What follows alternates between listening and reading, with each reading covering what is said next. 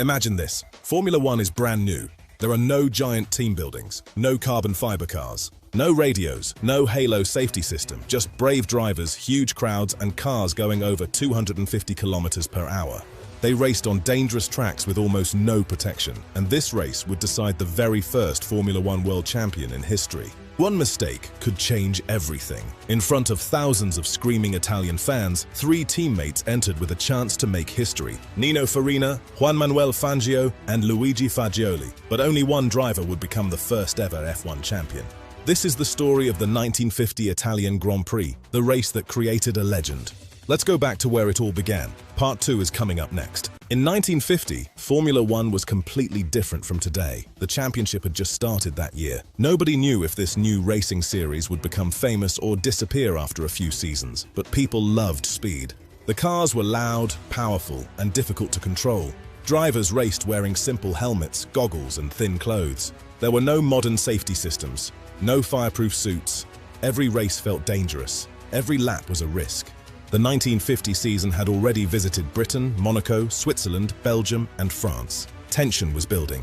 And now, the final race of the season would happen in Italy at the legendary Monza circuit. This was it. Monza, the Temple of Speed, was waiting to crown its first king. Part 3, the history of Monza, is next. The race took place at Monza in Italy. Even today, Monza is known as the Temple of Speed. The track was extremely fast because it had long straights, fast corners, and very few slow sections. The drivers spent most of the lap at full throttle. And remember, this was 1950. The track had almost no safety barriers, trees close to the circuit, dangerous edges, and no runoff areas. If drivers made a mistake, the consequences could be serious, but the fans loved it. Thousands of Italian supporters filled the grandstands, hoping to see an Italian driver win the championship. The atmosphere was full of pressure. Part 4. Dangerous racing in the 1950s is next.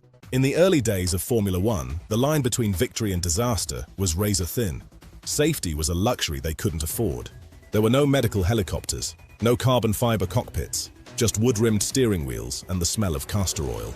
Drivers like Farina and Fangio were modern-day gladiators. They knew the risks, but the allure of the championship was too great. One slip of the hands or a mechanical failure at 250 kilometers per hour meant a gamble against fate. Medical support was basic and the tracks were unforgiving. Yet, these brave men pushed their machines to the absolute limit. Every corner at Monza was a test of courage. They were racing for history, knowing they might not see the finish line. But one team stood above all others in this dangerous game.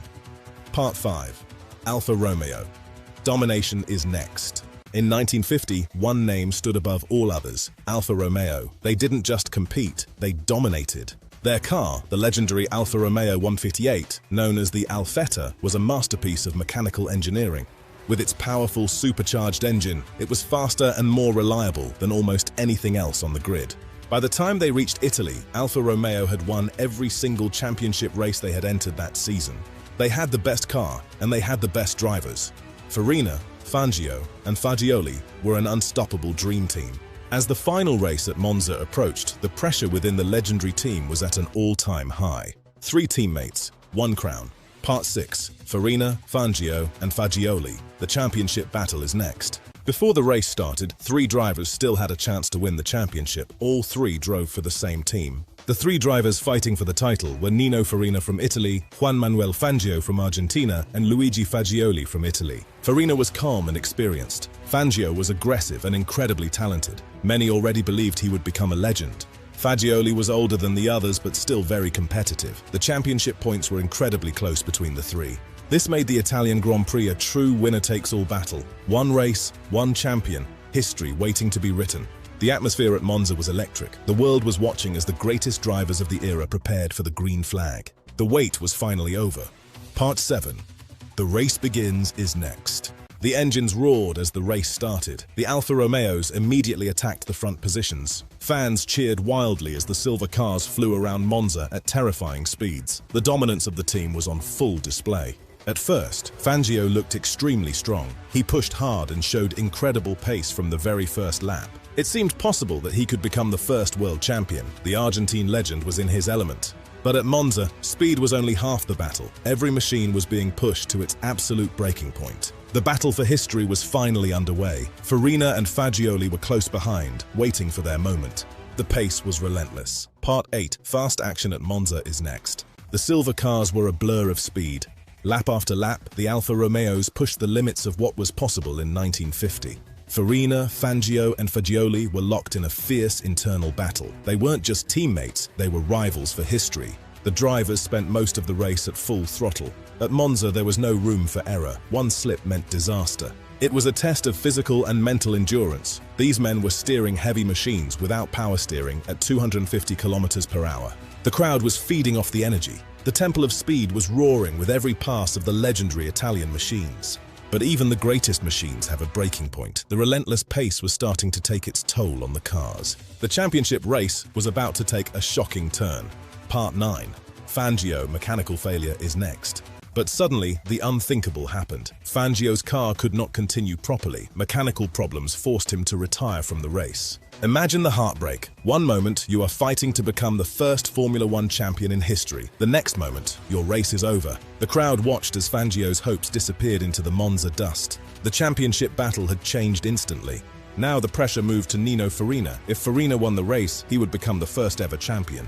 But he still needed to survive one of the fastest and most dangerous tracks in the world. No mistakes, no failures, no crashes. Lap after lap, Farina pushed on, the sound of his engine echoing through the Temple of Speed. The title was within his reach. The final laps were approaching. Part 10, Farina leading the race is next. With Fangio out, the path to history was clear for Nino Farina. He drove carefully but quickly, understanding the importance of the moment. Lap after lap, he controlled the race with icy composure. He was no longer just a driver, he was a man on the verge of legend. The Temple of Speed echoed with the roar of his straight-8 engine. Thousands of Italian fans watched nervously as the laps ticked down. The tension was unbearable. Italy was waiting for its hero to bring home the first ever world title. The atmosphere was electric. The Alfa Romeo team stayed dominant at the front. Every mechanical sound was a potential heartbeat, every corner a potential pitfall. Only a few more laps stood between Nino Farina and eternal glory. He was leading Formula One into a brand new era. The final countdown had begun. Part 11. Farina wins. The championship is next. The engine roar reached its peak. For Nino Farina, this was the most important lap of his life. One last corner, one last straight. And there it is! Nino Farina crosses the line at Monza to win the 1950 Italian Grand Prix. The crowd explodes. Italy has its winner, and Formula One has its very first world champion. Nino Farina has made history forever. He achieved what no man had done before. After a season of courage and speed, the title of world champion was finally his. The celebration at Monza would last for hours. The legendary Temple of Speed had delivered a truly historic moment. In a battle between three legends, Nino Farina stood supreme. The first season was over, but the legend was just beginning. Farina was the first, but he wouldn't be the last. Part 12. The legacy and ending is next. This race was more than just a victory. It officially completed Formula One's very first championship season. Without it, the sport may never have become the giant we know today.